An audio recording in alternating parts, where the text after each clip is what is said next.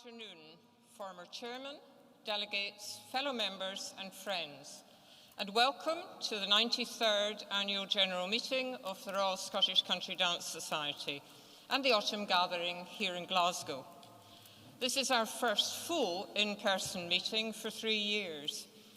A welcome is also extended to those who cannot join us today, but will watch the recorded video of the meeting over the coming days. I am Lorna Ogilvie, our CDS chairman, and joining me are Lizzie Condor, our treasurer, and William Williamson, chair-elect, who will take over from me later in this meeting. Attending, we have 116 delegates, and we are quorate, and therefore voting on motions will be by a show of hands. Before moving on to the agenda, I must point out that there is no fire alarm test this afternoon. In the event of a fire, you will hear a loud alarm noise and see the beacons flash. Please leave through the nearest fire exit and make your way to the muster point at the front of the building on Argyle Street and await instructions from the Kelvin Hall staff. Going on to agenda item 2, tribute to the Society's patron, Her late Majesty the Queen. It was with much sadness that we learned of the death on September the 8th of our patron, Her Majesty Queen Elizabeth II. As Princess Elizabeth, she had already shown a keen interest in Scottish country dancing, and having been petitioned by Miss Haddon, the then Society Secretary, in November 1946 to take on the patronage, she responded on the 20th of December, saying she was graciously pleased to become patron of the Scottish Country Dance Society. In 1951, the King acceded to the Society's request to be known as the Royal Scottish Country Dance Society, and on her succession in 1952, the Queen granted her patronage to the Society. 10 years later, she made her first visit to Coates Crescent, and in 1973, Her Majesty the Queen and His Royal Highness the Duke of Edinburgh attended the Society's Jubilee Ball.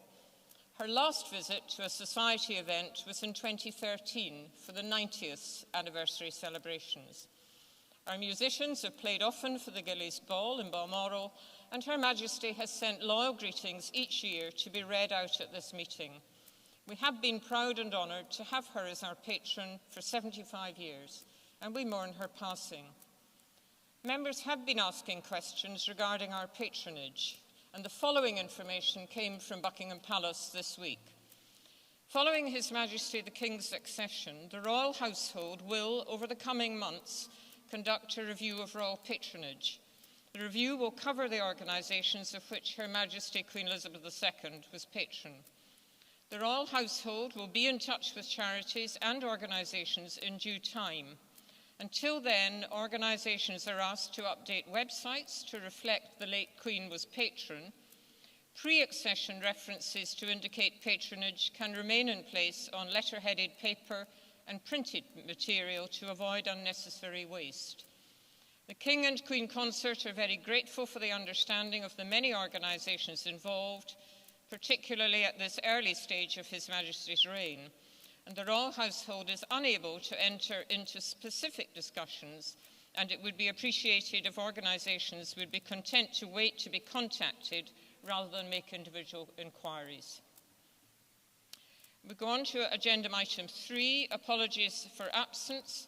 I have apologies from former chairman Stuart Adam, Irene Bennett, Alec Gray, Alan Mayer and Helen Russell. And we have no apologies from branches. So going on to agenda item 4, the minutes of the meeting of 6 November 2021. The minutes of the last meeting were sent to delegates 6 weeks ago, and we've had no requests for changes to be made to them. Sebastian Wanless, Glasgow branch, will now propose the adoption of the minutes, and this is seconded by Malin Altimüller, Glasgow branch and Central Germany branch.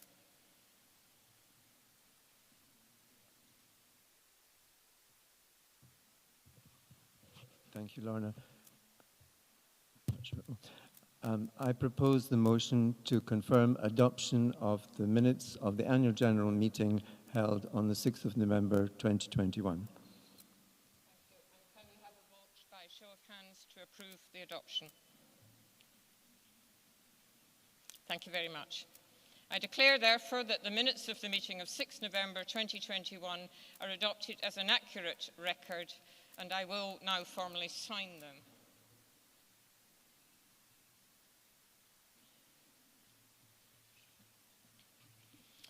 Agenda item 5, Society Chairman remarks.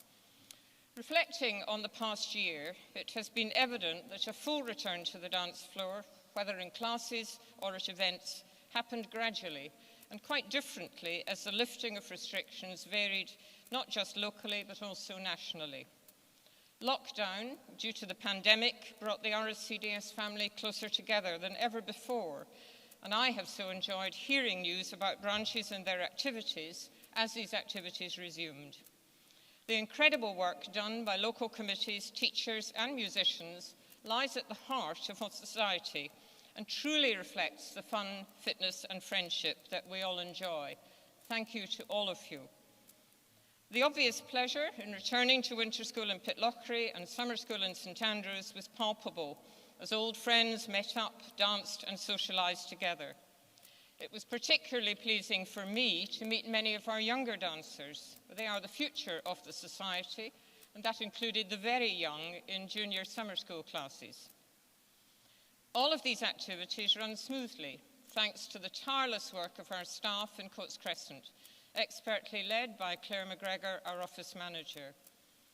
The past year has been particularly challenging with a hybrid working pattern in the office. I should like to thank all staff for their dedication, their professionalism and their teamwork. They have contributed many of our best ideas as we modernise our way of working and take the society forward into its centenary year. The new newsletter, Dance Scottish Together, has very much reflected the activities of branches in addition to sharing news of the work at the centre of the society. And I thank Lindsay Walker, our marketing officer, for her vision in developing this new approach. During the year, Kat Butler, our graphic design and media officer, moved to a new job, and we welcomed Jason Dyer as fundraising director. The work of the Society has continued as the Trustees' annual report and AGM summary leaflet reflect.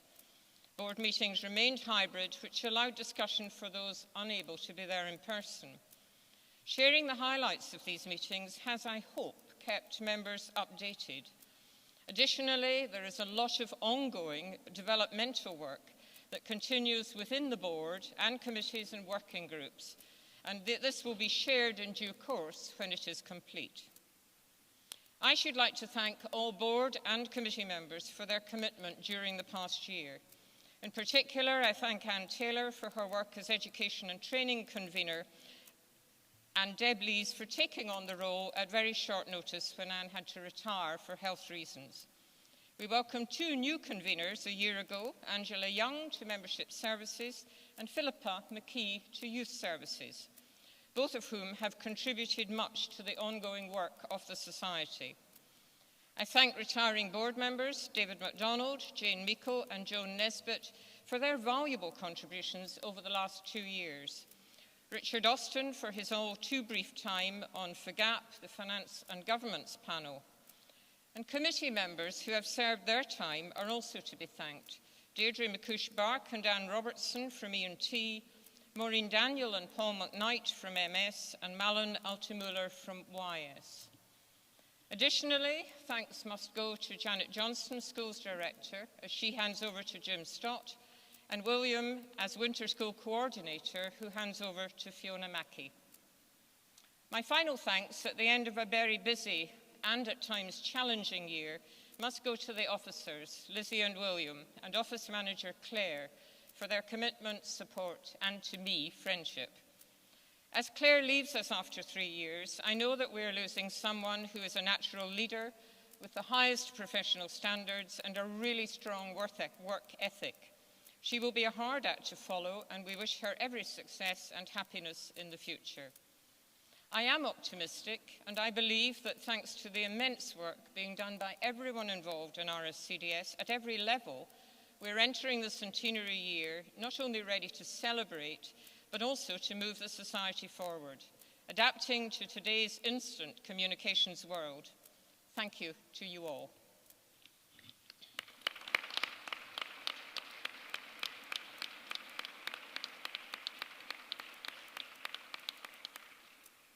Agenda item 6, adoption of the Trustees' annual report and accounts, and I hand over to Treasurer Lizzie Condor, who will give a brief presentation.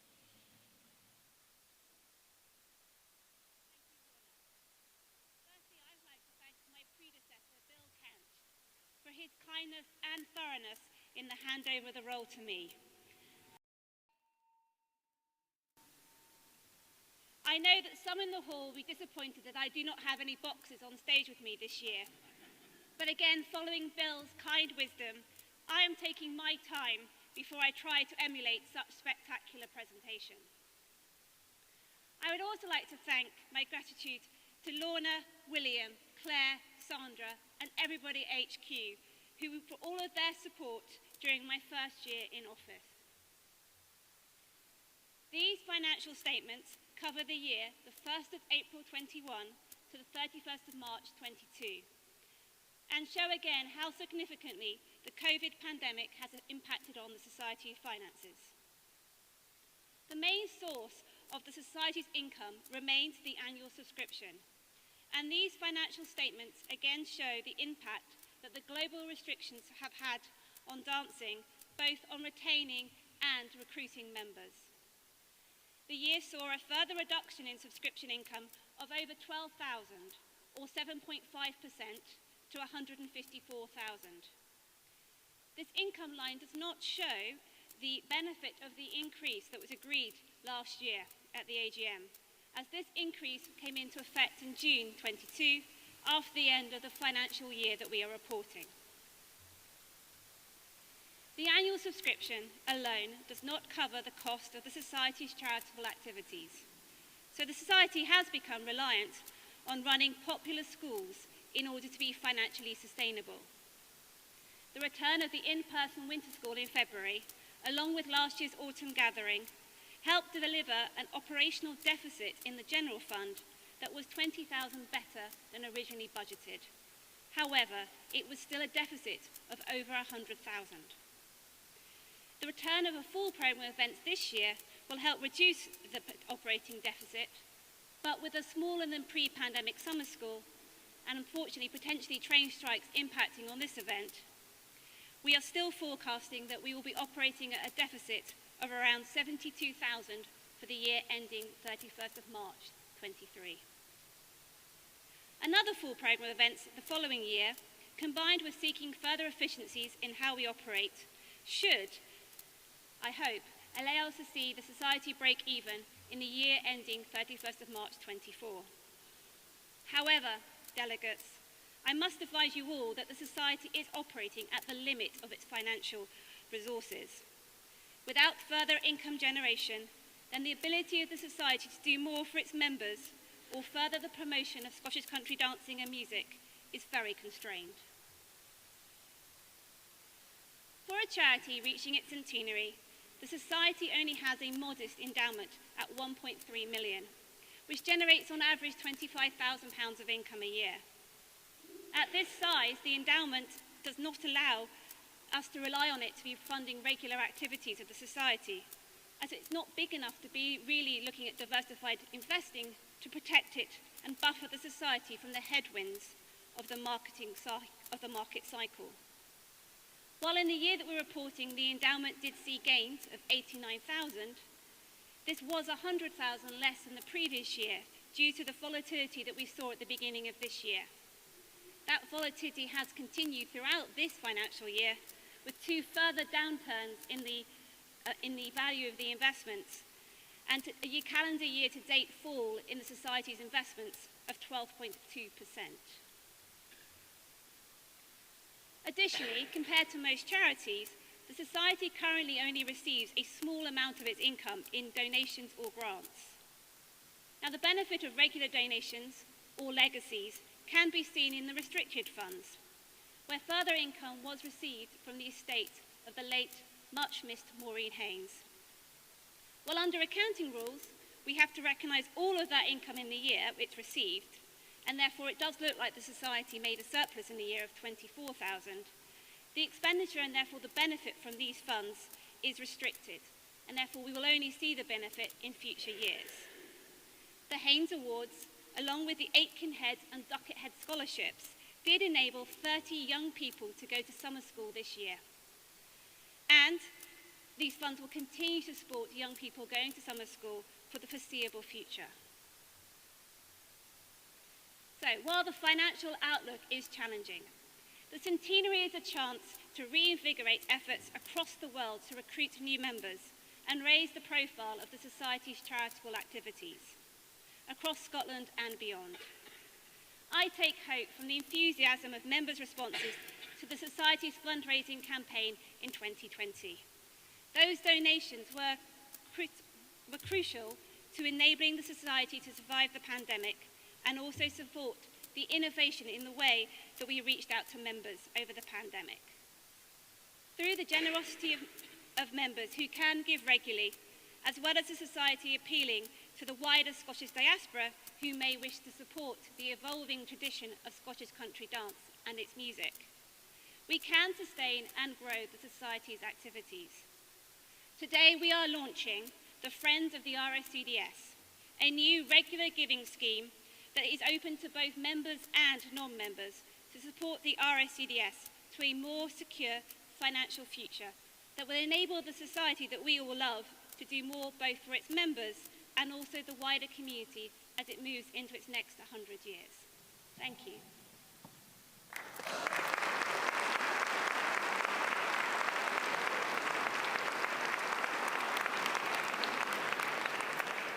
Take questions from the floor.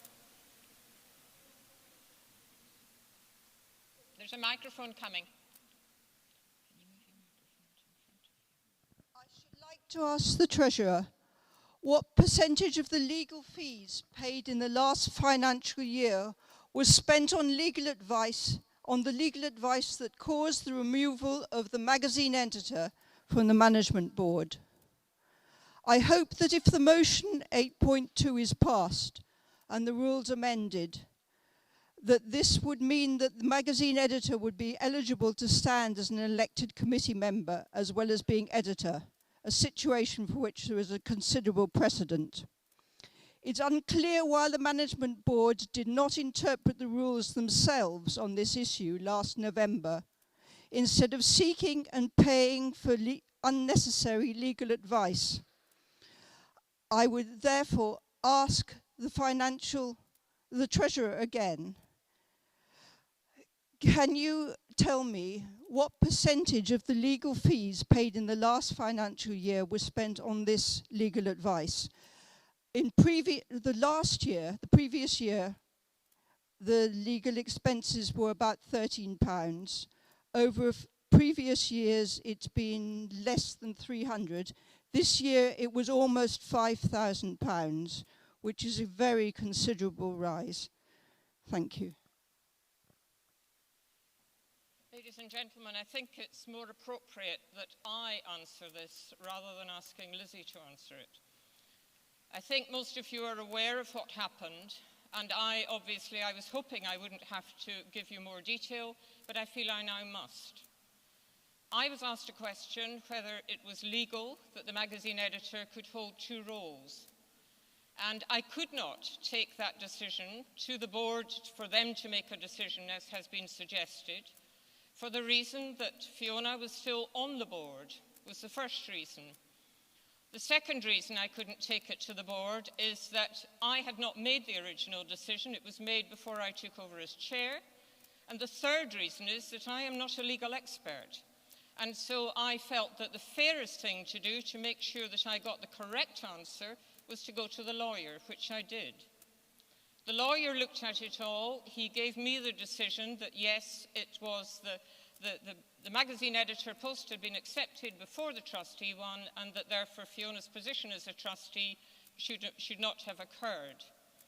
He also told me that I had no option but to act as he told me to.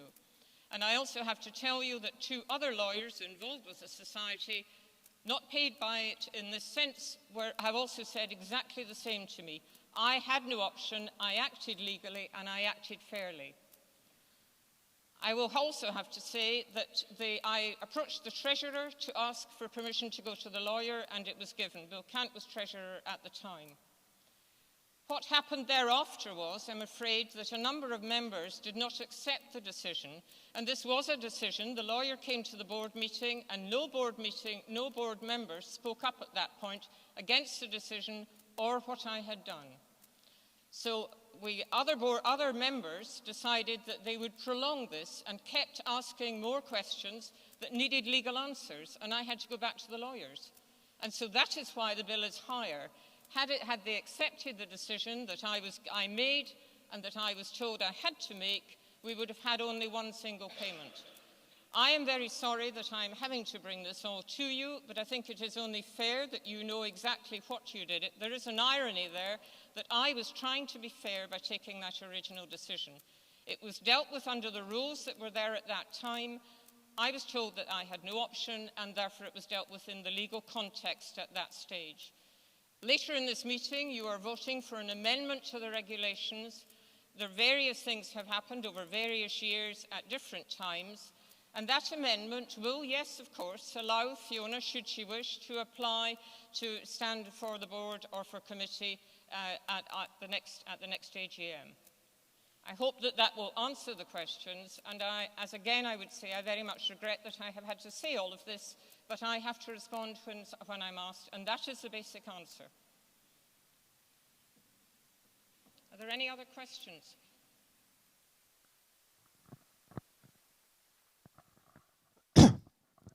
Good afternoon, Madam Chairman. Roy Bain, Helensburgh Branch. On the same subject, I note from the annual report and the trustees listed in the report that our magazine editor is not listed as a trustee up until when she departed in January. Is that not a legal requirement? She was a trustee up until January of this year. Should she not be listed as a trustee because she was not taken off companies register, etc., until January of this year? My understanding was that no, that is not the case, that the election was illegal. It shouldn't have happened because she should not have been put forward for it, and that therefore she was not a trustee. If she was never a trustee under the legal situation, then she could not be removed. It was that the appointment was illegal at that time.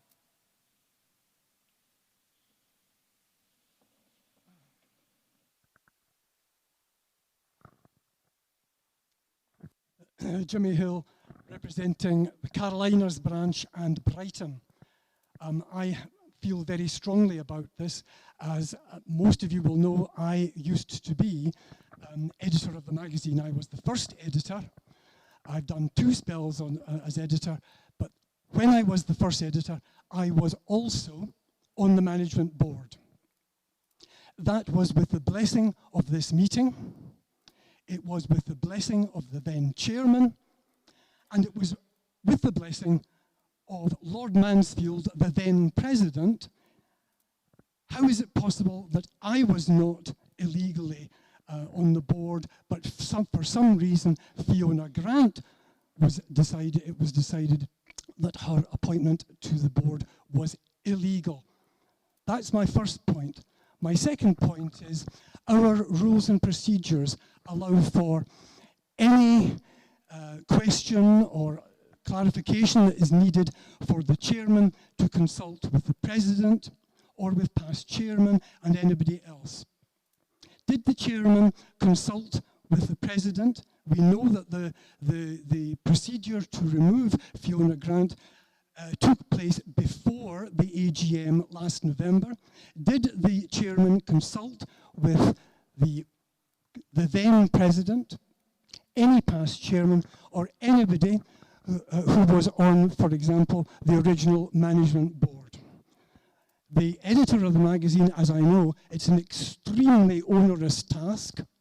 It's not, you just see the magazine when it comes out twice a year, but I know that it is actually a 52-week-a-year job.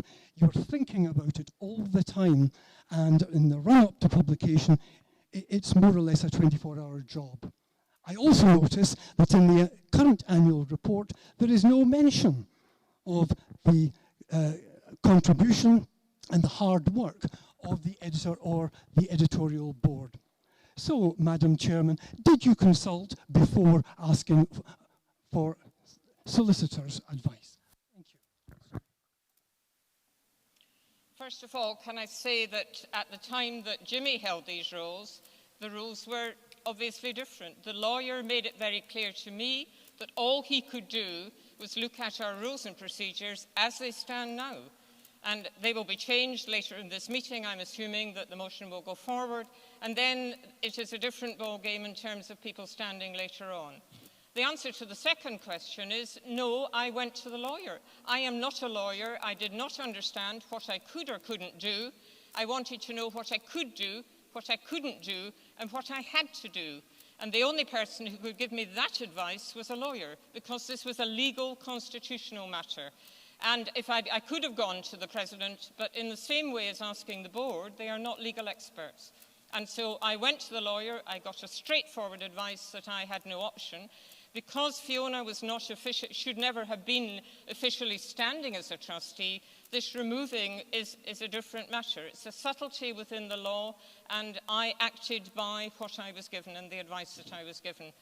And that is all all I can do as chairman is decide how to do something fairly and honestly, take legal advice and act upon it.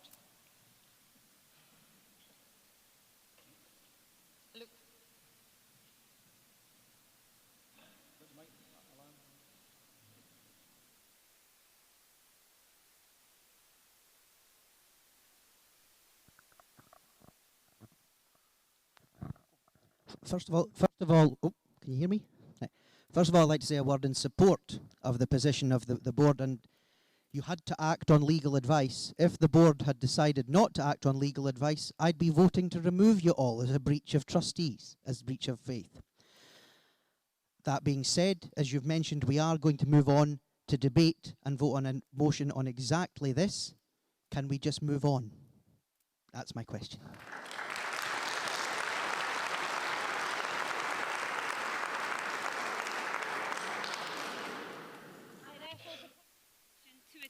Trustees' report and financial statements for the year ended 31st of March 2022. And the motion is seconded by Andrew Nolan, Management Board and London Branch. Please, can we have a vote, show of hands? And I would say that that is more than a majority, so thank you. I'm pleased to declare that the Trustees' report and financial statements to the 31st of March 2022 is duly adopted. We move on to the item number 7, the appointment of the Auditor. And I call upon Lizzie Condor to propose the appointment of Alexander Sloan, Chartered Accountants, as Auditor. This motion is seconded by Joan Nesbitt, Management Board and Oxfordshire Branch. Chair, ladies and gentlemen, Alexander Sloan, Chartered Accountants, have been the Society's auditors for many years. They audit the Trustees' report and financial statements as prepared by the Society. Alexander Sloan have proved to be very professional with extensive experience of charity accounts. They work well with our staff and management, and their diligence continues to provide enhanced governance for the Society to the benefit of both the Trustees and all its members. Therefore, I would like to propose that Society appoints Alexander Sloan, Chartered Accountants, as Auditor for the year ending 31st of March 2023. Can I just say, just before we do that, I'm sorry, what I should have done is also taken votes against and abstentions for the last motion. So can we just step back for 1 minute? Can I have the votes of people who are against the support of the Trustees' report? Abstentions? 1. Thank you very much. And can we now have a voting by a show of hands for the appointment of the Alexander Sloan as the auditors? Thank you. And against? Abstentions? 1 abstention. Thank you. Are you carrying on? No, we're not. Agenda item 8. So we're now going on to the motions on the membership subscription. RSCDS trustees are required at the AGM each year. It's part of our duty to set the annual subscription for RSCDS membership. I invite Lizzie Condor, the Treasurer, to propose the motion on behalf of the Management Board, and this motion is seconded by Helen McGinley, Management Board and Belfast Branch. Lizzie. As I have already mentioned, the Society's finances are constraining its current activities. However, with UK inflation now exceeding 10% and inflation across the globe at record levels, the Society is conscious of the impact of the cost of living on all its members. We are therefore consciously balancing the needs of the Society with other financial constraints that members may be facing at this time by only proposing that we increase the full annual membership by £1 only. Therefore, the Management Board proposes that for the year from 1st July 2023, the basic full annual subscription shall be increased to £26 per annum, with other membership subscriptions based pro rata on this amount. Questions from the floor? Okay, can we then please go to a vote of a show of hands? And we also have some proxy votes, so I would like the hands counted on this one, please. Those in favour of the subscription rise.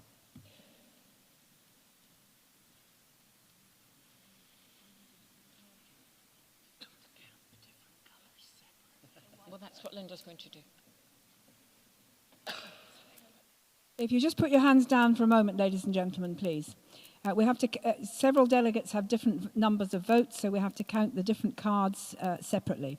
So all those with white cards who are in favour of the motion, please raise your cards now.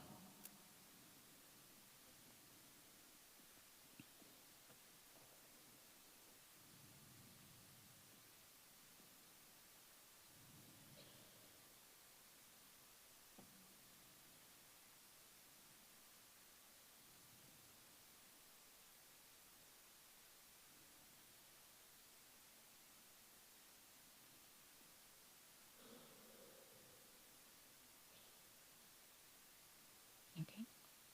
And now those with blue cards, if you would raise your hands.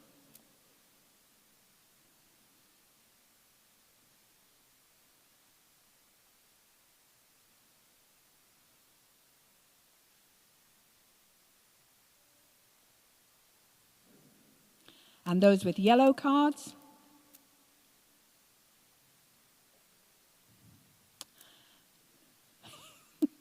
Nobody's got the sun shining. And finally, those with red cards. And that doesn't mean you're being sent off the pitch.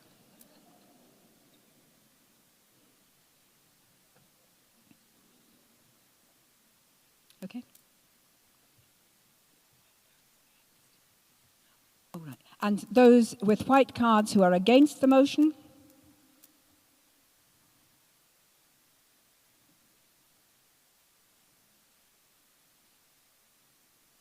And those with blue cards against the motion.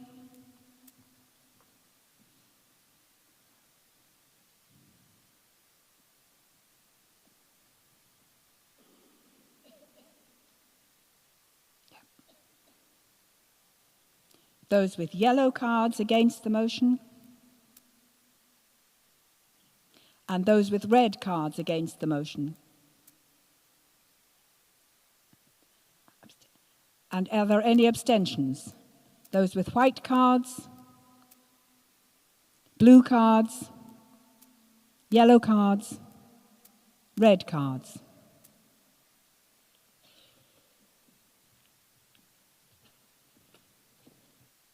I should perhaps point out that poor Helen has lost her voice, hence the reason that we have a combination.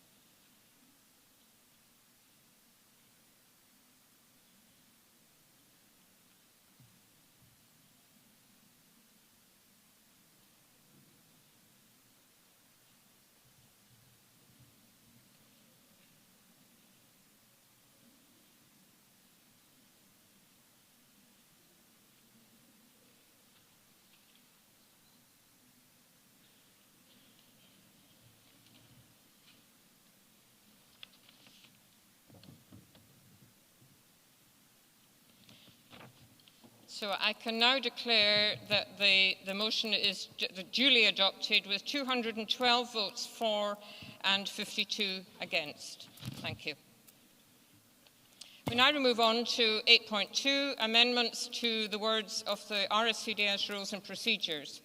The motion will be proposed by Trevor Clark, Management Board and North West Craven Branch, and seconded by David MacDonald, Management Board and Aberdeen Branch. And I'll hand over to Trevor. Thank you, Chair. Delegates, the motion before you has been discussed at length by the Constitutional Panel of the RSCDS and approved by the Management Board, and will change the wording of Rule 16.1a. The current wording is an RSCDS member may not hold more than one elected or appointed post in the Society. The proposal is to change the wording to an RSCDS member may not hold more than one post on the Management Board, which is composed of office bearers, committee conveners and other trustees. Management Board members may hold other positions within the Society. There are two reasons for this proposed change, which is being put to you this afternoon. Firstly, to make it clearer which posts may be held by the same person at one time.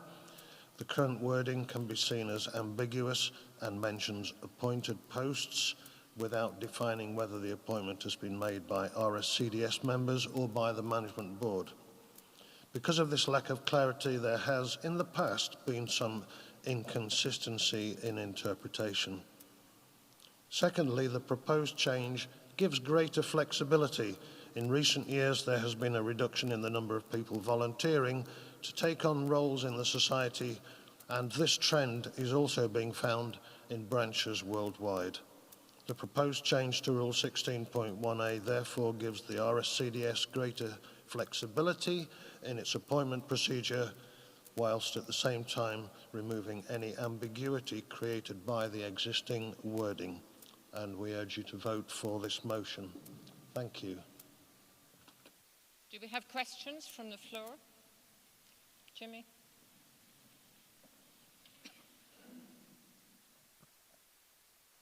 Jimmy Old Carolinas in Brighton.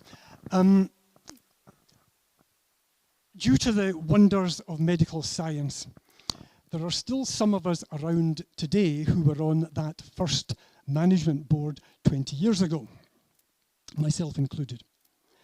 The original clause 16.1a was a perfectly good clause at the time. There were only 4 appointed posts: the archivist, treasurer, schools director and music director, and all were ex officio members of the working groups.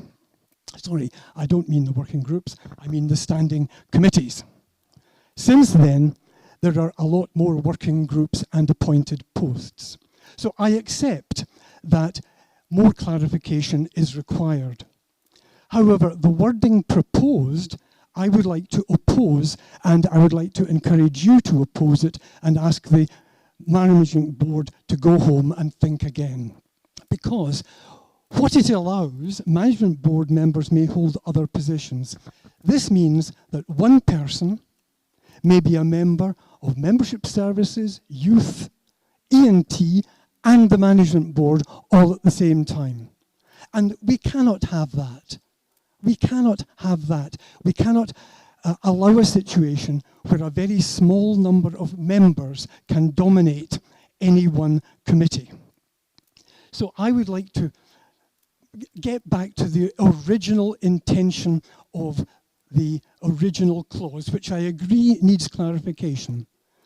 This is not my interpretation. This was a fact. This is, and I'm sure those members of the original Management Board would agree with me, we did not want. We wanted to spread the responsibility for committee membership. So I think it would be far, far better if no member may hold more than one position on the Management Board, and a member may only serve in one of the 3 standing committees at any one time, with, of course, the exception of the 3 conveners who are also members of the Management Board. But I really do think the management board need to think this one through again.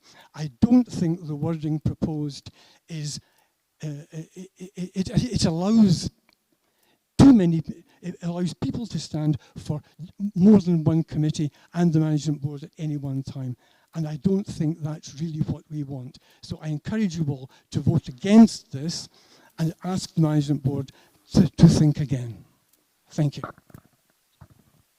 If I could answer that, thank you for your points.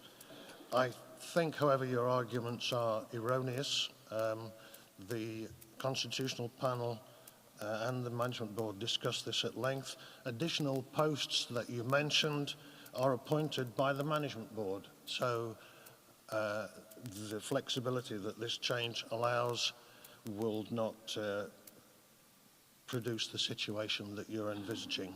And I stand by the proposal that is in front of you.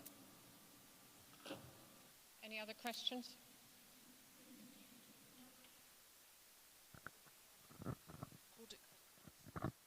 Jane McIntosh, Herefordshire branch. We discussed the wording of this in my branch committee at some length, and we came to exactly the same conclusions that Jimmy Hill has come to, that the wording was ambiguous and would allow someone to be occupying several offices at the same time. And we wished for the kind of clarification that he is suggesting that would specify that no one could be a member of more than one of the management committees at the same time. We wanted that to be put into the wording because it is ambiguous. It looks as if it would be possible on the current wording for someone to be occupying all the posts. I mean, obviously that wouldn't happen, but it would be possible to have several, and I know of at least one instance in the past where this has occurred. So I would like to see the wording made less ambiguous, and this was the position of my branch committee. Thank you. Do we have any other questions? Please. The Management Board also agreed quite recently that the rules and procedures of the RSCDS do need a radical overhaul, and it will be a project over the next 2 or 3 years with some priority to update the whole document. So I stand by the wording that's been put. Can I also say to members that obviously we've had 2 people proposing this. There were no amendments came in ahead of this meeting, so these changes cannot be taken forward. It is left to you to vote as your branch has said. So we'll now go on to the voting for this, please.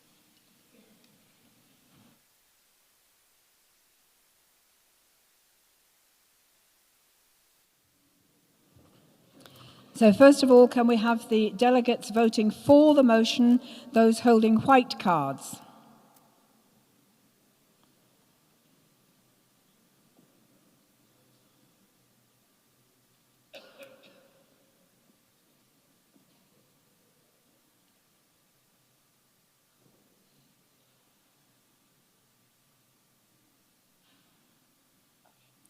Those holding blue cards who are for the motion.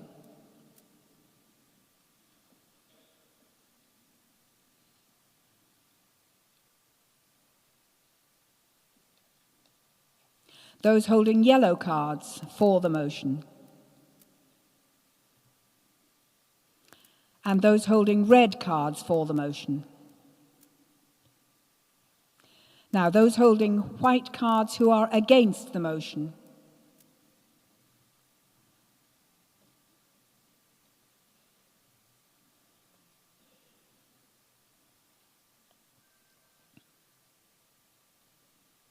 Those holding blue cards who are against the motion.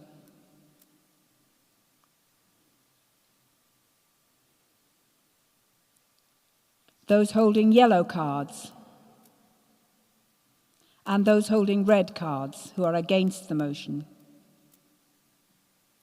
And now the abstentions, those holding white cards.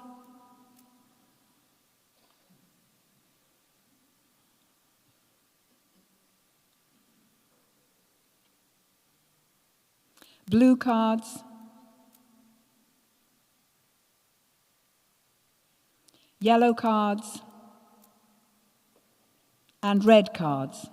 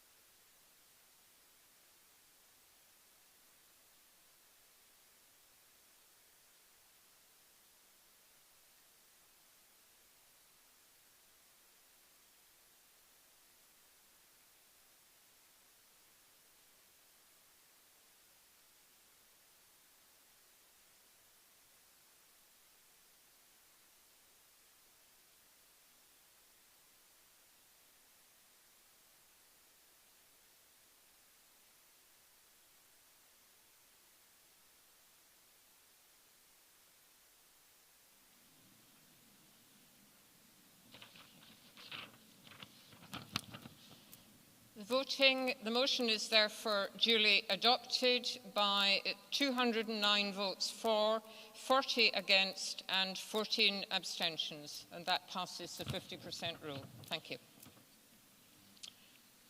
And now we go on to 8.3, updates to the Articles of Association and Rules and Procedures regarding junior membership.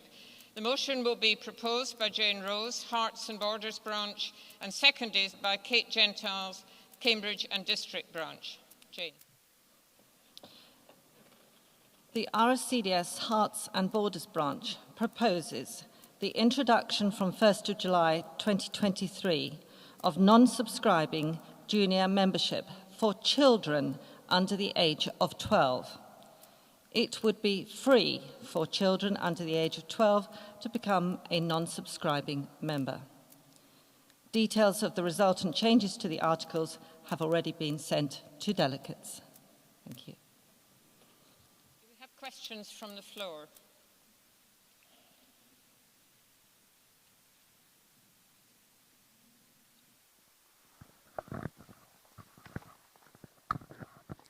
Sue Porter, Oban and Lorne branch. Our branch is very much in supporting that there is a facility to link the under-12s with the society. What we would like to ask is for some clarification. You say that under-12s, have you considered a lower age limit? And also, when you say a responsible adult, does that adult require to be an RSCDS member?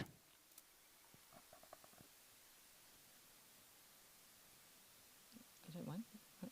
Yes. Hello. Our idea was that it seemed particularly daft that children could come to summer school from the age of 8 and they couldn't become members. We had a meeting of the Hearts branch with Chairman-elect, the Treasurer, and the Youth Services branch committee. And it was just felt, why are we just going as low as 8? Why not just make it from any age up? And the reason it's not subscribing is then they don't have any voting possibilities. We felt it was also up to branches how they went forward and whether they wanted to charge or not charge, or how they wanted to do it. RCDS membership, Lizzie?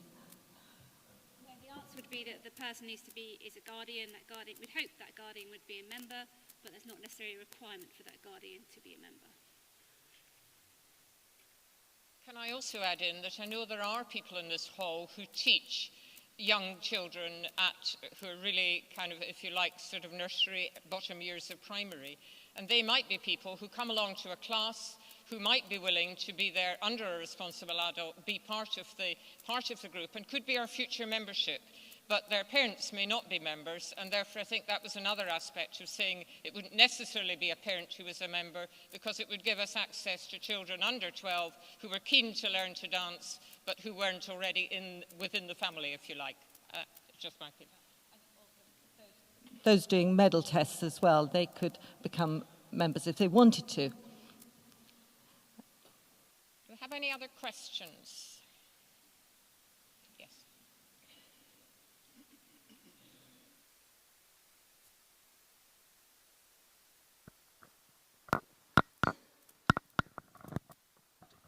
Thank you very much. Robin Poulton, Brittany branch. I'm enthusiastic about this. We should have done it 20, 30 years ago. When we created our branch, we had not only to take account of the recommendations of the model of the RACDS constitution, but also we are a constituted association under French law. And so we included another idea, which was school membership. I have no idea, because of course COVID came in, so everything stopped. I have no idea whether school membership will ever take off. The idea is that a class or a school could join for a year, or we hope permanently, and they would invite us in every year to teach. So I'm enthusiastic about this. I think everybody should be enthusiastic, and I think every teacher should be enthusiastic and find people like me to go into the schools and teach. Do we have any more questions? In that case, we'll put it to the vote, please.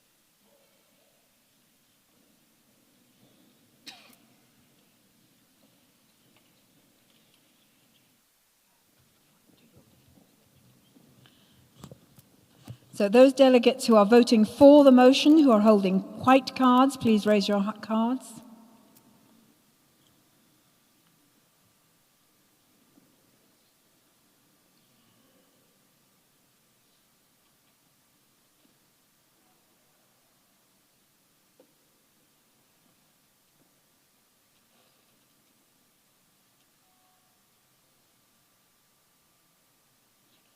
Those with blue cards for the motion.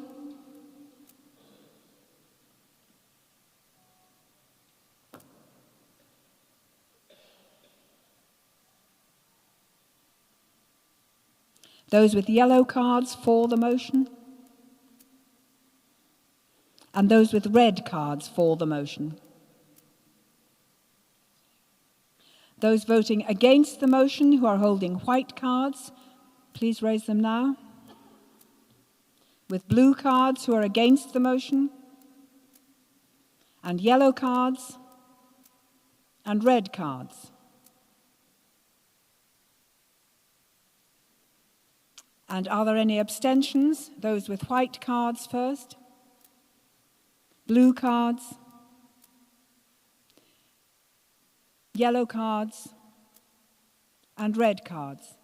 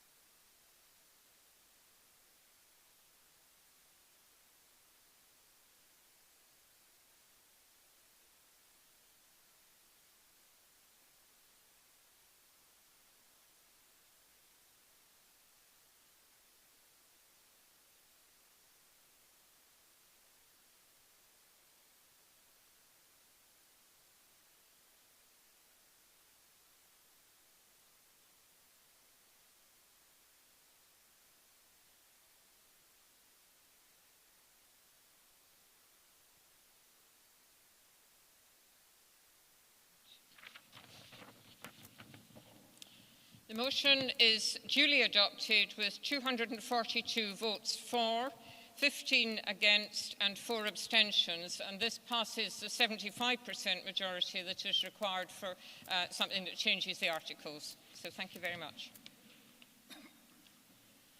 We now move on to agenda item 19, confirmation of chairman. I am handing over the role of chair to William as the Society finally emerges from the effects of the many months of the pandemic. A time when the majority of our dancers adapted to the virtual world to share their love of Scottish country dancing and music, as well as remain in contact socially. I have very much enjoyed working closely with William. We have met weekly on FaceTime, as we had to do during the pandemic, to ensure that we kept the work of the Society moving forward towards the time when we could, like today, all meet together and dance in person. William is already well known, both around the UK and internationally, and I know that he will be an outstanding ambassador for our RSCDS during our forthcoming centenary year.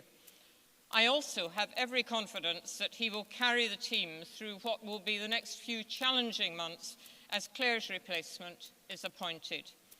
And as I take off the chain of office, it is my pleasure to confirm William Williamson as Chair of RSCDS and therefore now Chair of this meeting.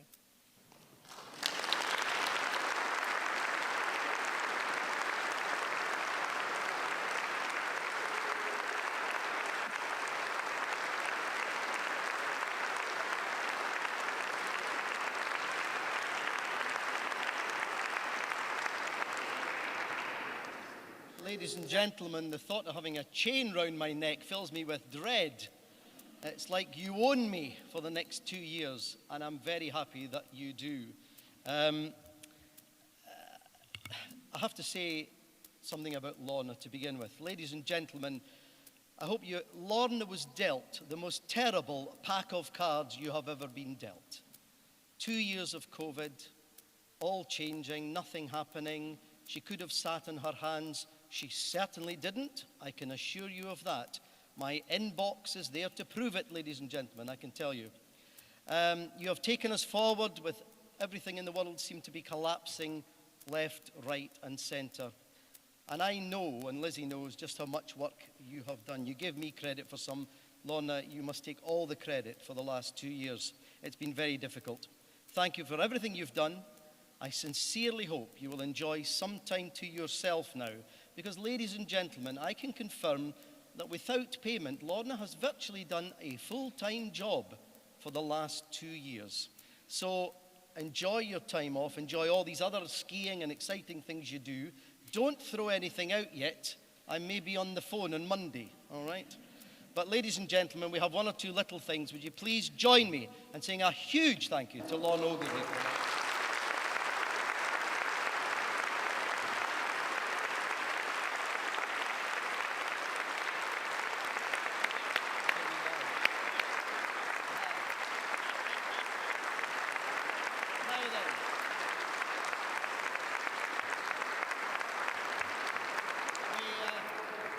Surprise in the bag. She is going to get an empty whiskey bottle of the Fastnacloich, but it does say arriving in February 2023. Lorna, like me, is a whiskey drinker, and I have to tell you, some of those FaceTime meetings did include a glass. Lorna, thank you very much indeed. Thank you, smashing. Great. Ladies and gentlemen, I was about to say Madam Chair, but it seems like here we are. I'm so delighted that we passed that motion about the young people's membership. One of the reasons was yesterday over in that gymnasium over there were tumbling toddlers going on. And at home you probably drive along the street and you see crowds of toddlers coming out of their dance classes and things. We missed a trick and we need to now. How you as branches deal with that is your business. Go on and try. We mustn't miss the trick of waiting till they're 8 years old.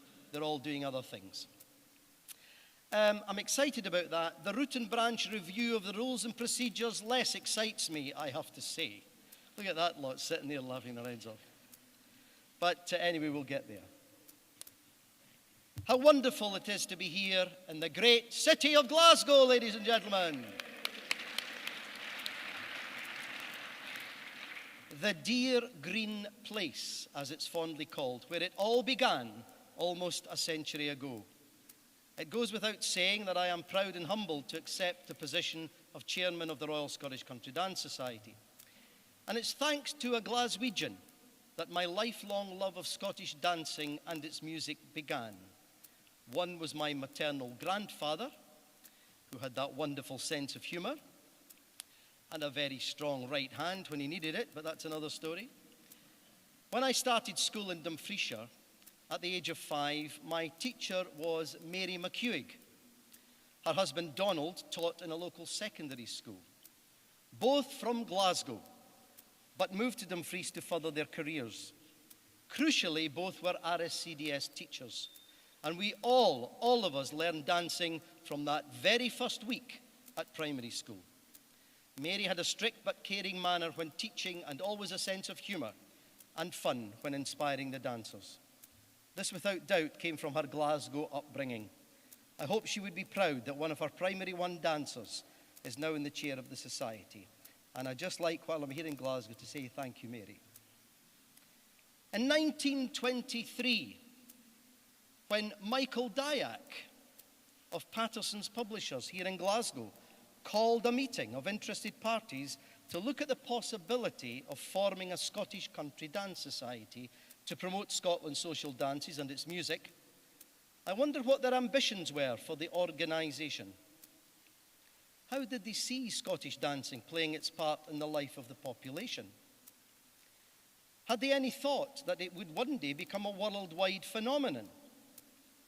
I'm sure Mr. Dyack, Mrs. Stewart, Miss Milligan and the others would be quietly chuffed that here we are almost 100 years later and we would be the Royal Scottish Country Dance Society. What I am sure about is that they took risks. Jean Milligan, for example, a few years after the Society's founding, booking St Andrews University for a summer school. No idea if anybody would turn up, but look what happened. They were also very aware that dancing was already enjoyed by the entire population of Scotland, from the grand houses of the aristocracy to the cottages of the shepherds and the crofters. They made it relevant for the time and for all. It was mass participation. So here we are in 2022, about to begin what I hope will be a year of celebration and renewal of our society and our dancing. To do this, I think it's good to take a moment to ask questions of ourselves as an organisation. Now, of course, that's a dangerous thing to do, as you may not get the answers you were hoping for. During these past 2, let's face it, pretty miserable years generally, when I've had the chance to talk to dancing groups, I've suggested that this is a time to get our heads out of the sand, both locally and within the society itself, not just go back necessarily to the way it was pre-pandemic. For example, are our classes in the best locations? Are they at the right times? Do we have a good mix of classes and social gatherings? The COVID lockdowns and our centenary give us a once-in-a-lifetime opportunity to look at what we do and change if necessary. And change is a difficult thing. There's an old Scottish saying, which I've quoted often, "It's aye been." It's aye been. And for those of you unfortunate enough not to live in Scotland, that means it's always been that way. Well, ladies and gentlemen, I've found over the years that holding fast to that attitude just hastens decline. Of course, we are a traditional dance form, which I, for one, will always support, promote, protect and cherish. But our RSCDS organisation locally and at Coates Crescent must be fit and agile enough to survive in this fast-changing world of social media with so many activities on offer to the population at large. So let me ask a few awkward questions. How do non-members see us? My fellow Doonhamer, Robert Burns, said in his poem, "Tae a Louse," Oh, would some power the gift to gie us, to see ourselves as others see us. Now you may know that quote. He then went on to say, it would frae money a blunder free us and foolish notion. Have we appeared a bit superior sometimes? Have we become a bit heavy on the academic side? Are we too ready to criticize, be it teachers, MCs, or even volunteers in our branches, instead of allowing them to be themselves and offer individuality into the task?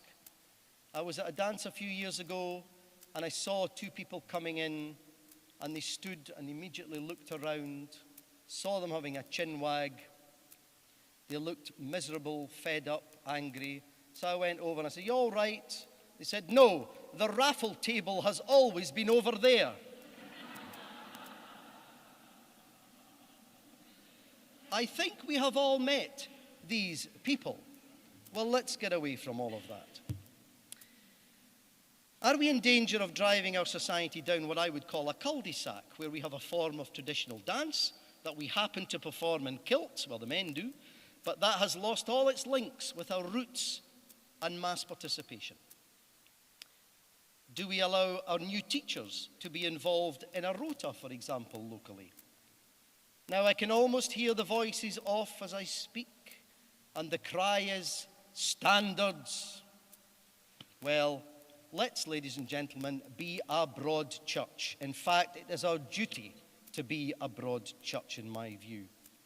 Let's allow dancers to enjoy Scottish country dancing in their own way. Let's train our demonstration teams, of course, that we all enjoy watching or participating in. But let's also work hard to welcome new dancers whose aspiration is not to be in a demonstration team, but simply to enjoy a gathering that gives them enjoyment, fun, friendship, and fitness. We must be all of these things so that everyone can feel part of it. Let's not pigeonhole the dances into Cayley, country, etc. Let's own them all as a society, as part of the wide spectrum of Scotland's social dances, and use them to welcome everyone onto the dance floor so they all feel part of it. Friends, we're in 2022, and as I said earlier, we're in competition with so many other activities that are on offer. And I've always been aware that, and this may come as a shock to some, we are not only in the realms of education, we are in the leisure and entertainment business.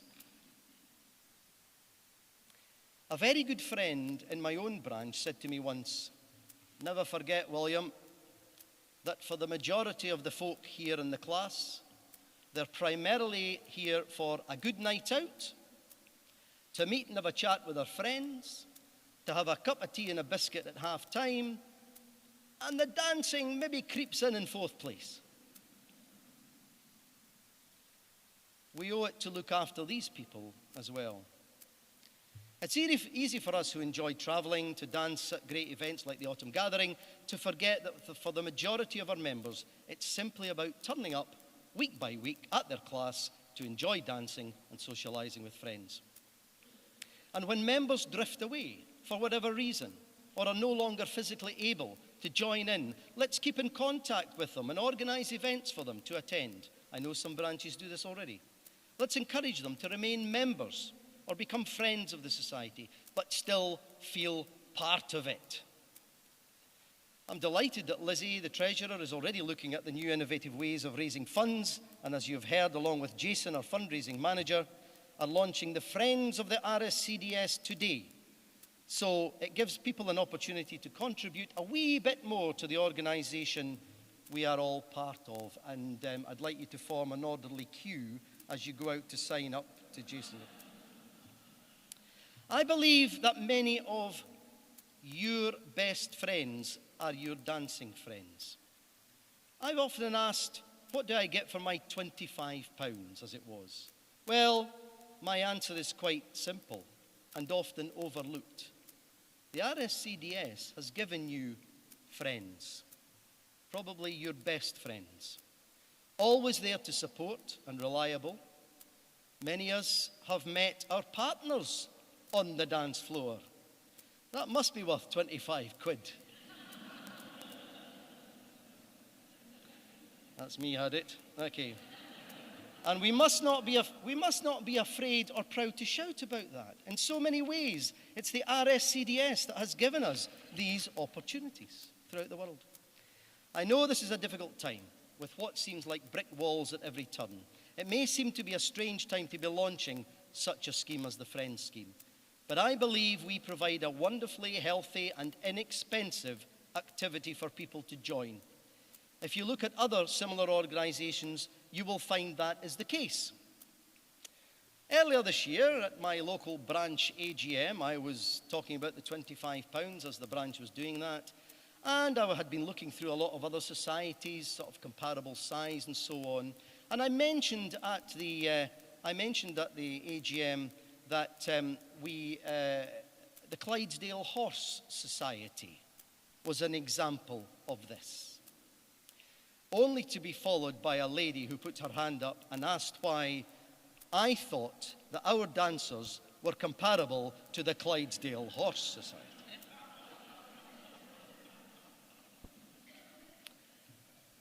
Ladies and gentlemen, we have a great deal of work to do. But if we have that same vision as our founders had, then we can build our organisation and let's have fun doing it. Let's put service before self, service for others, building the group and recognising that we might not always get our own way and that someone else might just have a better idea. No one, including me, has a monopoly of wisdom. I am minded of the Archbishop of Canterbury's sermon at our beloved patron, the late Queen Elizabeth's funeral, when he said, "People of service are rare. Leaders of service are rarer still. Those who serve will be remembered long after those who cling to power and privileges are long forgotten." Our branches are diverse. In the cities, there may be a choice of class to attend. In the rural areas like my own, there is probably one general class with a range of abilities attending. We have wonderful people serving week by week in our branches and groups. They are the backbone of our organisation, and I want here to salute them all for what they do week in, week out. Our wonderful staff, who have done such an amazing job during the past couple of years, are on hand to help branches and affiliated groups with any administrative or financial questions they might have. Don't be a stranger to our staff at Coates Crescent. Feel part of it. In this fast-changing world, they are our eyes and ears on a daily basis. They are the continuity of our society. We come and go, and they continue. I have witnessed over the past 2 years just how much work is involved in making sure the society runs smoothly. And I, for one, will never take them for granted. I want them to feel part of it. Our office bearers, committee members, and others who take on tasks on behalf of the society are to be thanked for stepping up to the challenge, moving the RSCDS onto its next century. And I look forward to working with them all.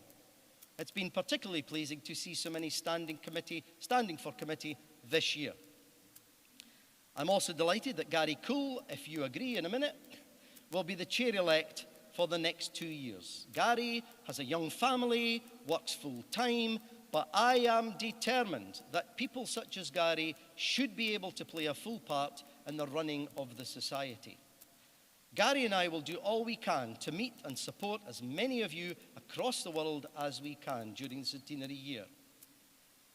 We may resemble Laurel and Hardy on occasions, but please never doubt our commitment. I hope that together with our volunteers and staff, we will build a welcoming, friendly, educational, entertaining organisation, fit to meet the challenges of today and tomorrow, cheered on by those who met here in Glasgow in 1923 and had the vision, and all those who have served the society over the past 100 years. This is a remarkable story. Let's make sure we don't let them down.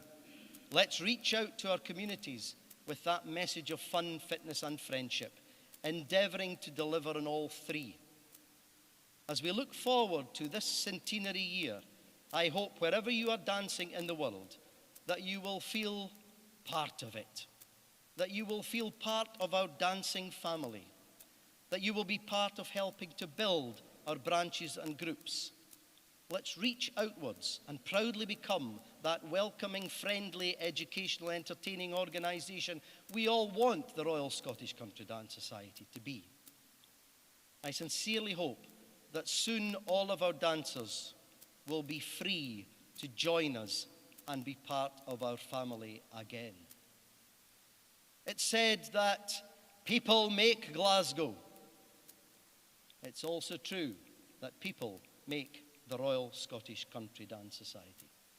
With all of that in mind, it's my pleasure to formally launch the centenary year of the Royal Scottish Country Dance Society. Let's all feel and be part of it. Thank you very much.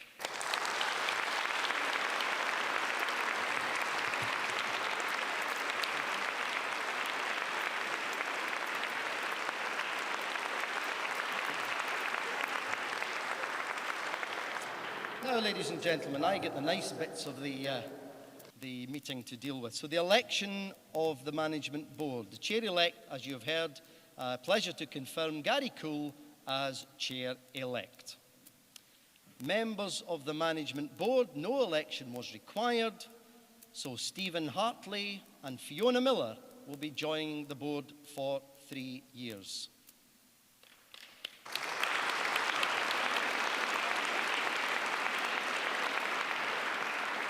And the committee members, Education and Training Committee, 6 members stood for 4 places. And I can announce that Amy Drysdale, David Hall and Graham Donald are elected to serve for 3 years, and Ailey Garden for 2 years. Thank you all very much. Well done.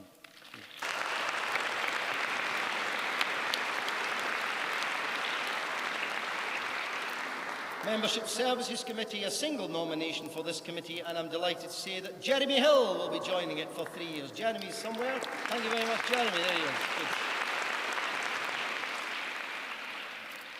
And I'm delighted to say that we're going to fill up Youth Services as well. The Youth Services Committee, 6 members, stood for 4 places.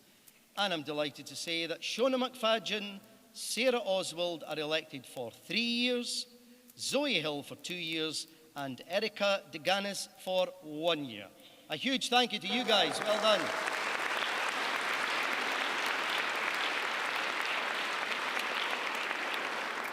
Good luck with all the toddlers. Under the power of Article 48, the board confirms the appointment of these members of the management committees who have been elected by branch delegates. There are vacancies on both the board and Membership Services Committee after this, and under the terms of Rule 16H, both the board and Membership Services Committee will consider whether to make appointments to fill these vacancies for the coming year.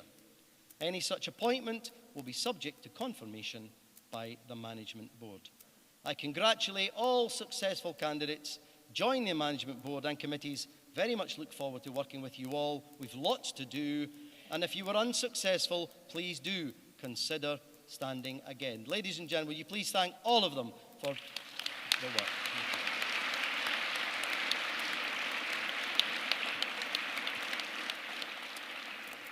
And now we move on to the very pleasant duties, and I'm going to invite Lorna for her final duty to present these wonderful scrolls of honour. So do you want to talk to them? Oh yeah, okay, yeah. I'm going to sit while we go through this. Each year the Society presents a scroll of honour to a very small number of members who have given truly outstanding service to the Royal Scottish Country Dance Society. And I will announce the recipients and read their citations. June Day, nominated by Windsor Ontario branch and presented at a branch event. And I think we have a picture of June there. There she is. June taught at all levels in Windsor Ontario group, starting with the White Cockade, in 1970, continuing after the group gained branch status in 1981, and did not retire from teaching till 2018 at the age of 86 years. June led the demonstration team for many years and was also an active participant. She taught summer classes, enabling beginner dancers to learn basic steps and formations, allowing them to join classes with confidence. She taught a number of different children's classes at branch level, in churches, in community centres and after-school programmes. June also taught classes at the Detroit, Michigan branch and surrounding areas for many years, providing a link between Windsor and Detroit branches that led to a warm and sustained friendship between the groups. She was instrumental in establishing the annual Border Cities Workshop in 1996, believed to be the only international workshop in the countries. In their newsletter of May 2007, the Detroit branch praised her contribution to dancing in the Detroit region, saying, "June's first thought is to keep Scottish country dancing alive and well in our area. She has a flawless memory of dances and formations, readily sharing her encyclopedic knowledge." She was presented with the Detroit Branch Award in April 22, 2007. On June the 11th, 2007, the Windsor, Ontario branch also recognised June and her late husband John for contributions to the group beyond price by presenting them with the Branch Award. June is likely unique in receiving international awards within a 2-month span. She has worked with Windsor's Multicultural Society to promote RSCDS and support other cultural groups in the city. The demonstration team takes part in Windsor's annual multicultural festival, the Carousel of Nations. She has a favourite teacup, I'm told, with many sayings, and one of them is, "Dancing is like robbing a bank. It takes split-second timing." Ladies and gentlemen, June Day.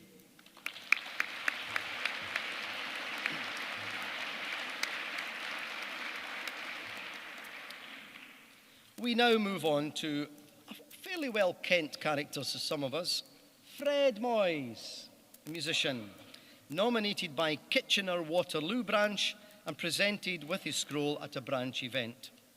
Fred Moyes was born in 1933 in Aberfeldy, Scotland. As a boy, he taught himself to play the accordion.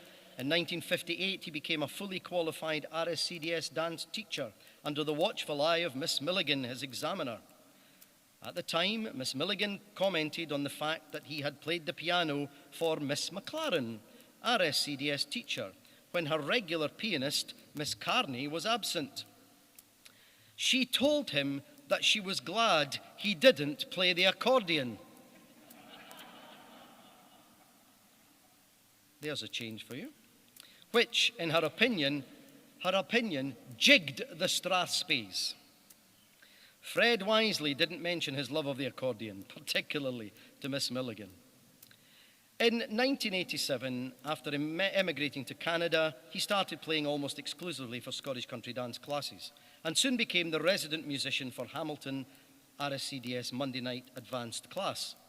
Thus began Fred Moyes' 35-year career as a Scottish country dance musician. Since then, he has embraced Scottish country dance music with a joy and passion that is breathtaking. Fred, with his familiar electronic ensemble, has since gone on to play at innumerable RSCDS functions and dances worldwide, including countless cities across Canada, the USA, Germany, Japan, Hong Kong, and of course Scotland. He's played extensively for RSCDS teaching weekends and for candidate classes throughout North America, as well as for a 6-week examinations tour in Japan. In addition, he has played regularly at the RSCDS summer schools in Canada for over 12 years and St Andrews, Scotland for almost a decade. For many years, he was the musician for classes in RSCDS Hamilton and London, and he continues to play for the KW branch and Stratford Club. Fred has been invited to play for numerous annual RSCDS branch weekend workshops, including Vancouver, London, Ontario, Toronto Weekend Workshop, and others, the Twin Cities.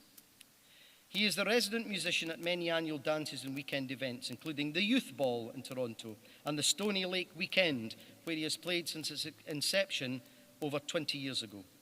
Fred has also played for several organised Scottish country dance events, cruises to the Caribbean and Alaska, and bus tours of Scotland. We need to get signed up for that, Lizzie. Definitely. For his many contributions to Scottish country dance community, the RSCDS KW branch submits this application for the Scroll of Honour. And ladies and gentlemen, it's Fred Moyes. Fred.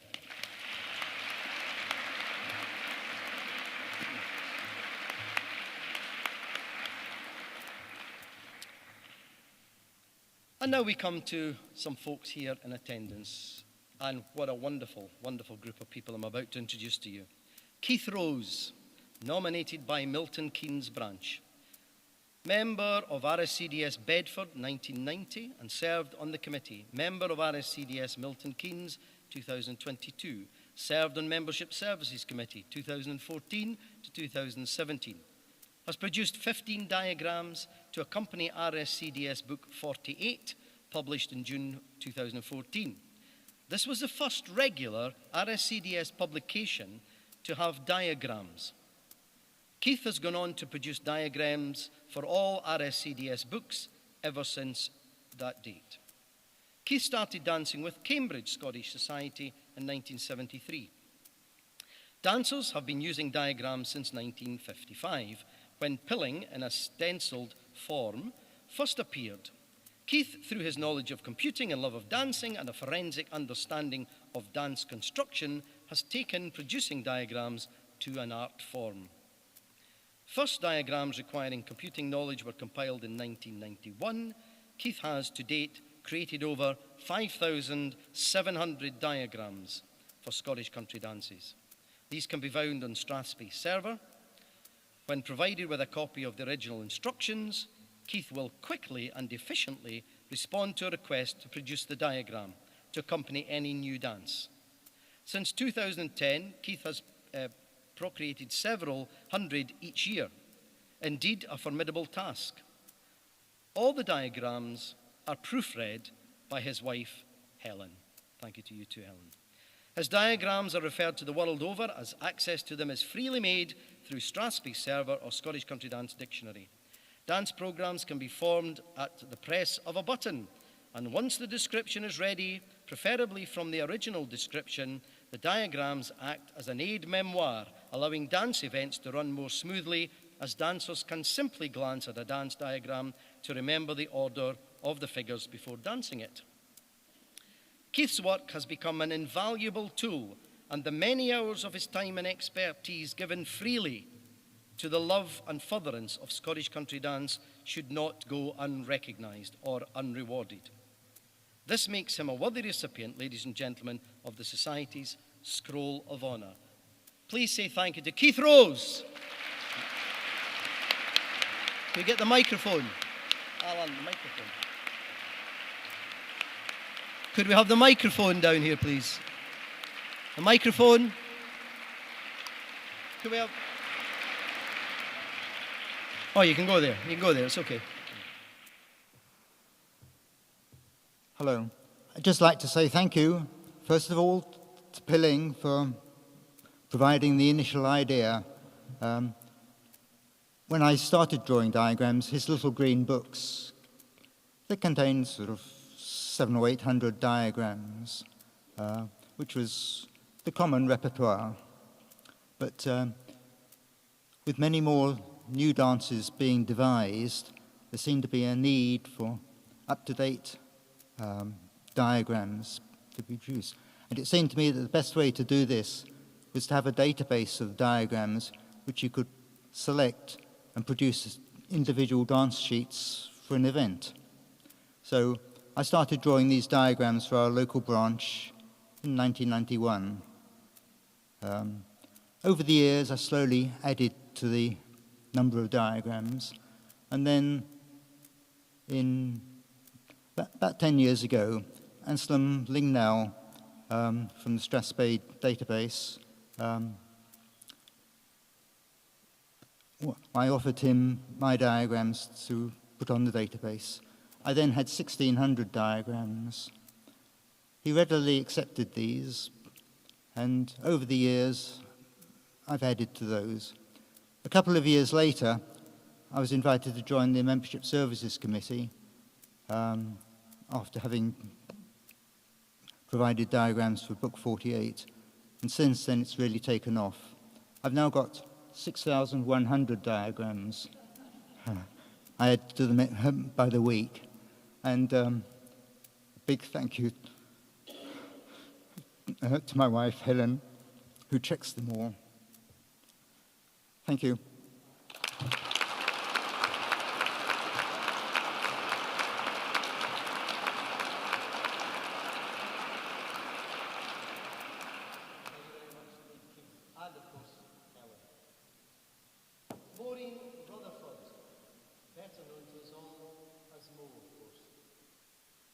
Was RSCDS Music Director from 2002 till 2010, a longer tenure than currently undertaken by any society appointee. A couple of years into her term, it was realised that there were no term limits on appointed positions, and these were introduced. Let's not go there. Mo was involved in arranging the music for books 42 and 45, 245 I should say, the second graded book, the Perth 800 leaflet, and the bulk of the magazine dances published during her time as music director. Recommendations and liaison with bands were made for all accompanying recordings, as well as continuing the project of ensuring digital recordings of the back catalogue of numbered books. George Meikle was also centrally involved in this project with Mo. During her 8-year term of office, Mo was involved in leading and coordinating the annual musicians courses at RSCDS Summer School in St Andrews. In 2006, Mo was invited to lead the first ever musicians course at New Zealand Summer School.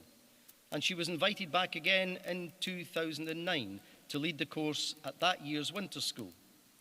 Mo has also led musicians courses in Vancouver and across the UK. She played for classes in Australia at their winter school in 2010 and has played for weekend day schools in Europe and across the UK for many years. Mo has been a class musician for RSCDS Summer School in St Andrews since the mid-1980s and also been on the staff of Winter School in Pitlochry. As a member of Perth and Perthshire branch, Mo regularly attends classes as a dancer, but is always readily available to play for classes, workshops and day schools when requested. She contributes cheerfully, as we all know, and most helpfully to all branch functions. Mo has played in many Scottish country dance bands, including the Glendarool, the Glen Craig, Jimmy Lindsay's, Luke Brady's and Neil Copeland's Scottish dance bands. Mo has performed in numerous BBC Take the Floor recordings with a number of bands and has also made commercial recordings with all bands that she has played with. As a class music teacher, Mo promoted Scottish music to hundreds of school children and encouraged them to compete at the National Accordion and Fiddle Club competitions and All Scotland Accordion and Fiddle Championships. Mo was a long-standing accompanist for the famous Glenfiddich Fiddle Championships for many years at Blair Athol. Partnered with Jimmy Hill, Mo has been key to many RSCDS autumn gathering Sunday morning sessions, sharing her passion for historical music and research. Ladies and gentlemen, Mo Rutherford.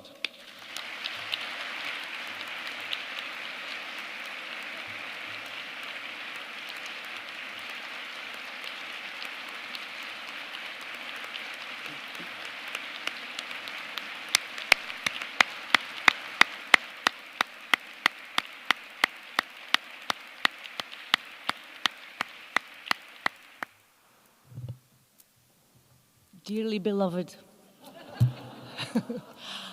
Ladies and gentlemen, thank you so much. I can assure you that this has not been awarded to recognise my distinction between right and left on the dance floor. Thank you so much to Membership Services Committee for considering me for the scroll, and I would like to add another thank you to George Meikle, without whose help I could not have done the job, because I'm a total technophobe. Thank you also to Neil for his support throughout my years as music director. Thank you.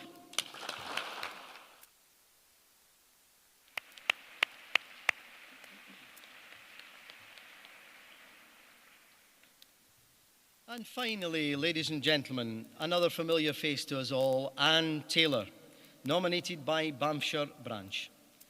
Anne Taylor lives and breathes Scottish country dancing and has achieved notable success over the years. Brought up in Findochty, Banffshire, in Edinburgh and later in Stornoway, Anne was well known on the Highland Games circuit and Edinburgh's stage as a Highland dancer. By the age of 16, Anne was teaching Highland dancing in Stornoway. Anne took to Scottish country dancing with energy and enthusiasm. While living in Peterhead area and a member of the Peterhead branch, Anne received a scholarship to undertake her teaching certificate at St Andrews in the 1990s. Thereafter, Anne taught classes in Peterhead, Longside and Ellon. After moving to the Banffshire area and became influential in the Banffshire branch, she immediately became a committee member and held the office of secretary for 4 years. She is presently the vice chairman. Be careful, because look what happens.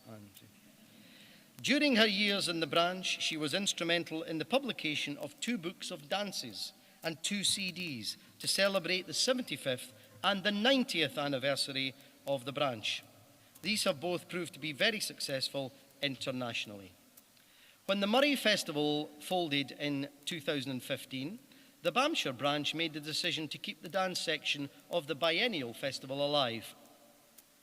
Anne was key in the organisation, administration of this new festival in 2017 and 2019, which each attracted 200 plus participants. The Banffshire branch has a history of working in schools, particularly primary schools. Anne has seen her work at Milnes Primary School, Fochabers, as her gold star. Her dancers have undertaken the RSCDS accreditation to gold level. They have performed at concerts, entered the dance festival, and even assisted in writing a dance linked to their studies. Out with the branch, Anne and her husband Bob organised 15 very successful weekend schools in Fochabers and Aviemore with Ian Barber and Sandy Nixon's Scottish Country Dance Band. Anne is known nationally and internationally. She has been a regular at the RSCDS Summer School in St Andrews as a teacher, a very successful tutor, deputy schools director, and most recently, schools director. She's also been director of Winter School. When the society was restructured in the noughties, it says here, Anne was elected to the Education and Training Committee. She has served a further term before being elected to the role of Convener of Education and Training from 2019 to 2022. Presently, Anne is a medal test assessor, an adjudicator, and was recently appointed an examiner. The Banffshire branch have pleasure in nominating Anne Taylor for the Scroll of Honour for her outstanding contribution to Scottish country dancing locally, nationally and internationally. Ladies and gentlemen, Anne Taylor.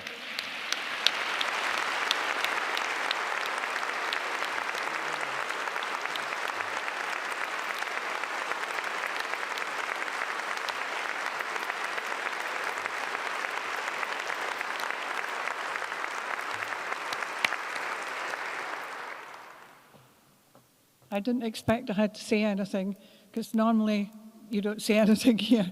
But when I was asked, I said, well, yes, I'd like to say thank you very much, first of all, to the Banffshire branch for nominating me, but also for everybody who supported me over the last couple of years. Personally, I've had an awful lot of cards, an awful lot of well wishes from people, and I'm glad to say that I'm back, not properly dancing, but I'm still here. So thank you very much. Thank you. And also to thank you to my Bob for being supportive of me while I was in hospital as well. Thank you very much, everyone. Thank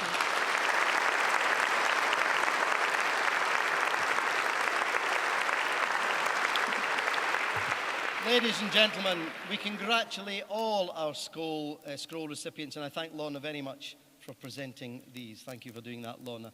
Would you once again, ladies and gentlemen, what are the recipients of the scroll and our 2 friends from overseas? Would you say many congratulations to them all?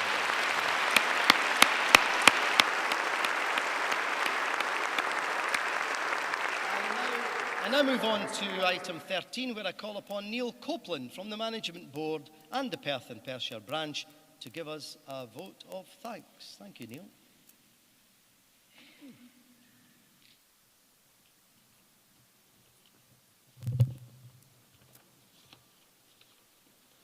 Mr. Chairman, past chairman, fellow dancers, musicians, delegates. An event such as this weekend doesn't just happen. It takes a lot of hard work and effort by a large number of people. I'd therefore like to propose a vote of thanks to the following, and there are loads of them, so if you hold on your applause until we get to the end. The management and staff here at the Kelvin Hall, the RSCDS staff at Coates Crescent, the Autumn Gathering Working Group, which consists of Alana Crichton, Linda McGill, Moira Thompson, Margaret Sanders, Sebastian Wanless and Muriel Bone, to Lorna Ogilvie and William Williamson for co-chairing today's meeting, Luke Brady, our music director, for setting up the sound systems, to Alan McPherson for the archive display, to Lorna and William for the centenary launch, and to everyone else who contributed to this morning's presentation. Martin Skeen and his band for playing last night, Susan McFadden and her band for playing tonight, which I'm sure will be another super evening. Our MCs, Jane Rose and Sue Porter on Friday evening, and Pat Houghton and Andrew Nolan tonight. The Toronto Association for compiling the dance programme, and the Leeds branch for the ball programme. To Sue Porter for the crib sheets. Told you there was loads. To Alistair Brown and Bill Ewan for this morning's class, and to Kate Gentles and Susan McFadden for tomorrow morning's class. To all our volunteer stewards over the whole weekend, organised very ably by Alana Crichton. To Johnson Media for providing the sound system and recording. To Angela Young, Graham Berry and Gordon Shand for the Dances Through the Decades talk tomorrow morning, which I'm sure will be very enjoyable. And finally, thanks to you, all our delegates and spectators, for attending this AGM. Thank you very much.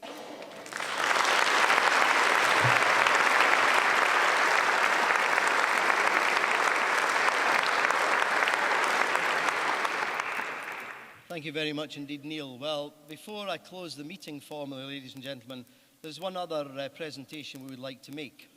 As you know, Claire McGregor, our office manager, is leaving us. The most professional person I have met for many a long day. When I ask her a question or ask her to do something, you will find, and Lorna will tell you, it's already been done, ladies and gentlemen. We are going to miss Claire desperately. We will be in the process of deciding what we're going to do with that position in the very near future. But we didn't want Claire to leave, and this is how professional she is. She actually should have left us a few weeks ago, but told her new employers that she would stay on with the Royal Scottish Country Dance Society until the AGM to see us safely through our AGM. So on your behalf, ladies and gentlemen, I don't know, where are you, Claire? She hates this kind of thing, I know. Come and join us, please. Would you say a huge thank you to our office manager, Claire McGregor, ladies and gentlemen.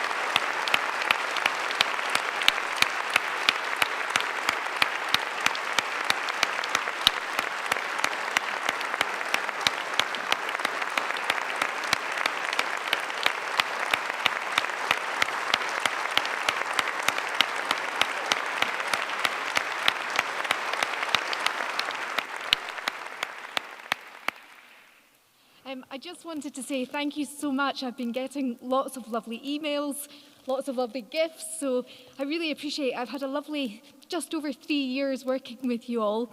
I have to say the hard work that the volunteers do has utterly overwhelmed me. You should all pat yourselves on the back. It's really incredible. And the staff have just been utterly wonderful. So thank you to all of you. I wish you well. It's such an exciting time with the centenary celebrations coming up, and best wishes and happy dancing.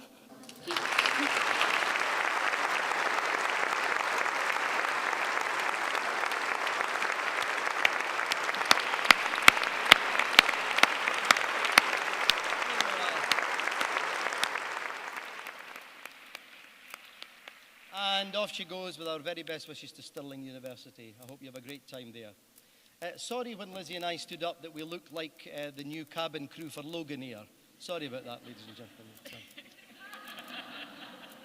Anyway, without more ado, because we're all going for our tea, I can confirm The date of the next meeting is Saturday, the 4th of November 2023, here in Glasgow for our 100 years, ladies and gentlemen. This concludes the meeting. Thank you for attending. We'll see you all later on tonight. Done.